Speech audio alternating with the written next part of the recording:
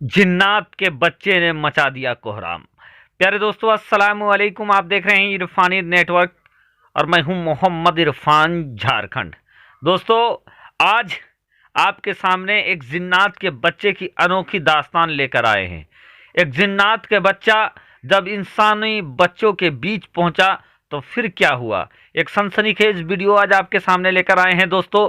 और ऐसे वक्त में जब देश का आलम हमाहमी का आलम है, जगह जगह पर जलसा जुलूस हो रहे हैं और अभी फौरन हम लोगों ने गणतंत्रता दिवस राष्ट्रीय पर्व को मनाया है और उसके बाद एक जिन्नात का बच्चा एक आलिम दीन के पास पहुंचा।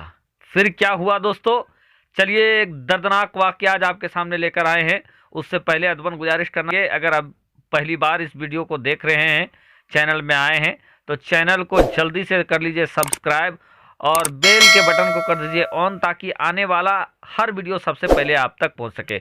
और बहुत सारे लोग सब्सक्राइब तो करते हैं लेकिन ऑल नोटिफिकेशन वाला बटन नहीं दबाते हैं, जिसके वजह से उनको नए नए वीडियो का नोटिफिकेशन मैसेज नहीं जाता है। तो आप जब भी सब्सक्राइब करें तो आप ऑल नोटिफिकेशन का ऑप्शन को दबा लें।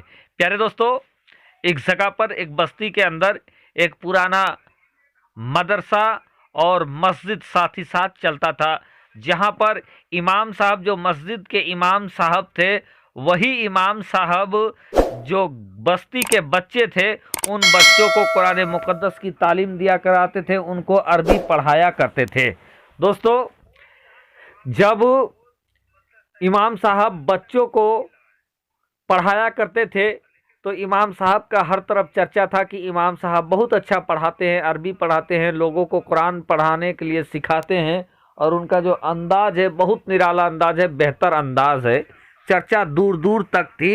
एक दिन का वाकया है कि इमाम साहब अपने दरसगाह में बच्चों को पढ़ा रहे थे कि एक मासूम सा बच्चा उनके सामने आकर खड़ा हो जाता है, टकटकी टकटकी लगाकर इमाम साहब की तरफ देखने लगता है।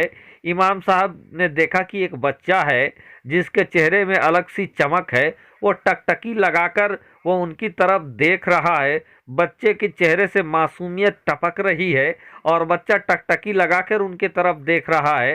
अब इमाम साहब ने निगाह उठाकर देखा तो उस बच्चे के ऊपर उनकी निगाह चली गई और उस बच्चे को इस तरह से देखा तो इमाम साहब हैरान परेशान हो जाते हैं कि उस बच्चे को उस बस्ती के अंदर पहले कभी नहीं देखा था।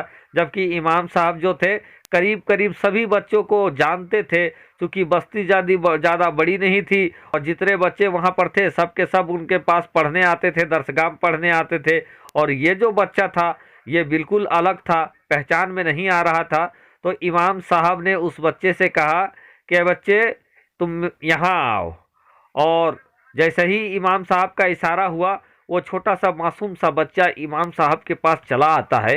वो कहता है, इमाम साहब फिर बच्चे से कहते हैं कि बाबू तुम कौन हो, और पहले तुमको यहाँ पर हम लोगों ने नहीं देखा है, तो तुम कौन हो। तो वो मासूम सा बच्चा कहता है कि हजरत, मैं जंगल में एक बस्ती था, वहीं पर मैं रहा करता था, लेकिन अचानक से वहाँ पर बहुत आंधी तूफान आया, बाढ़ आया और मेरे माँ बाप मुझसे बिछड़ गए और मैं भटकता हुआ यहाँ पर चला आ गया हूँ।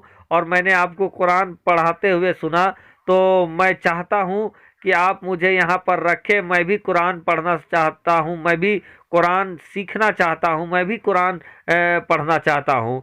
ये बात जब इमाम साहब ने सुना तो और उस मासूम बच्चे की चेहरे पर देखकर इमाम साहब को तरस आ जाता है और कहता है कि अच्छा ठीक है, तुम मदरसे में ही रहो और कुरान यहीं पढ़ो, यहीं सीखो।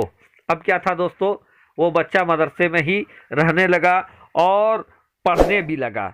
इधर इमाम साहब का वो बच्चा जी जान से उसके उनका खिदमत भी करता और पढ़ने में बहुत ही जहन वाला वो बच्चा था। जो दूसरे बच्चे 10 दिन में पढ़ लेते थे, याद कर लेते थे, ये बच्चा 1-2 दिन में ही याद कर लिया करता था। और वो बच्चा वहाँ पर तालीम हासिल करने लगा और साथ ही साथ बड़ी शिद्दत के साथ वो खिदमत भी करता था। देखते ही देखते इमाम साहब का चहीता, इमाम साहब का दुलारा वो बच्चा हो गया था।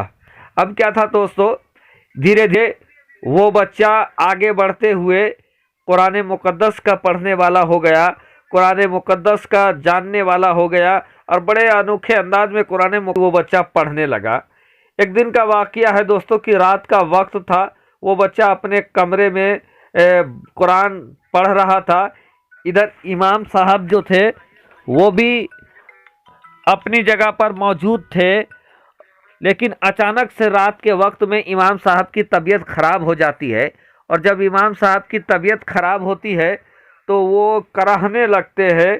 तो रात काफ़ी ज़्यादा हो चुकी थी, जो दूसरे बच्चे थे वो सारे बच्चे सो चुके थे और ये जो बच्चा था वो जाग रहा था। इमाम साहब की आवाज़ सुनकर फौरन वो बच्चा अपनी किताब को बंद करता, वो बच्चा दौड़ता हुआ जाता है और जाकर वो इमाम साहब से कहता है कि हज़रत क्या बात है, आप बड़े कराह रहे हैं, क्या हुआ आप बताएं। वो कहता है कि मेरा पेट में बहुत ज़्यादा दर्द है, दर्द के मारे छटपटा रहा हूँ, कोई दवा ला देता तो मैं ठीक हो जाता। वो बच्चा कहता है कि हज़रत आप बोलिए मैं दवा। इमाम साहब कहते हैं नहीं बेटे, आज मौसम भी ख़राब है, बारिश भी तेज़ हो रही है और ऐसे में दूर जाकर दवा लाना होता है, तो तुम रात के अंधेरे में कैसे जाओगे। वो बच्चा कहता है कि हज़रत मैं तो जंगलों में ही रहता था और मुझे सारे रास्ते मालूम हैं, अगर आप लाने को कहो तो मैं ला दूंगा। अब चूंकि इमाम साहब की तबीयत का बहुत ज़्यादा बिगड़ रही थी तो ना चाहते हुए भी इमाम साहब ने हाँ कर दिया। अब क्या था, इमाम साहब का हाँ करना था दोस्तों कि वो बच्चा निकलता है और कुछ ही देरी के अंदर वो दवा लाकर आवाज़ देता है कि इमाम साहब मैंने आपका दवा ला दिया है। अब इमाम साहब हैरान हो जाते हैं कि अभी तो ये बच्चा गया, इतना जल्दी कैसे आ गया। और कहता है कि अच्छा ठीक है, दवा ला दिए तो तुम लेकर आओ। कहता है नहीं हज़रत, आप आकर सामने देखिए कि ये कौन सा दवा आपको लेना है। अब इमाम साहब गुस्से में आते हैं कि कौन सा दवा लेना है। अब उनको कुछ समझ में नहीं आता है तो वो बाहर निकलते हैं। बाहर निकलते हैं तो देखते हैं कि बाहर आंगन में बहुत सारा दवा पड़ा है। इमाम साहब हैरान हो जाते हैं। तो दवा उनको उठाना था, उन्होंने उठा खाया और उसके बाद कहा कि सुनो एक बात बताओ कि बारिश इतनी हो रही है और तुम बारिश में गए और पल भर में इतना दवा लेकर आ गए, तुम्हारे कपड़े में एक जरा सा बारिश भी नहीं है, तुम भीगे भी नहीं हो, तुम आखिर कौन हो। और तुम बताओ, एक जल्दी काम कर नहीं सकता है इस तरीके का काम, आखिर तुम कौन हो, अपनी असलियत को बताओ। वो कहता है कि हज़रत मैं एक आम बच्चा नहीं बल्कि मैं एक जिन का बच्चा हूँ और मैं आपको कुरान पढ़ाते देखता था तो मेरा दिल में ये ख्वाहिश थी कि मैं आपसे कुरान पढ़ूँ और सीखूँ, और इसीलिए मैं आपके पास सीखने के लिए आ गया। लेकिन अब मेरा राज यहाँ पे खुल गया है और अब मैं। फिर इमाम साहब ने कहा कि अच्छा ठीक है बच्चे, अब तुम तो कुरान मुक़द्दस पढ़ना सीख गए हो और तुम्हारा असलियत भी जाहिर हो गया है, और मैं समझता हूं कि अगर दूसरे बच्चों के ऊपर तुम्हारा असलियत जाहिर हो जाएगा तो ये बच्चे डर जाएंगे, इसलिए अब तुम इस मदरसे को छोड़कर चले जाओ और मैं चाहता हूं कि अब तुम यहाँ पर कभी नहीं आना। फिर क्या था दोस्तों, चूंकि उनके उस्ताद ने उस जिन के बच्चे से ये कहा था और उस दिन के बाद जिन का बच्चा वहाँ से चला जाता है।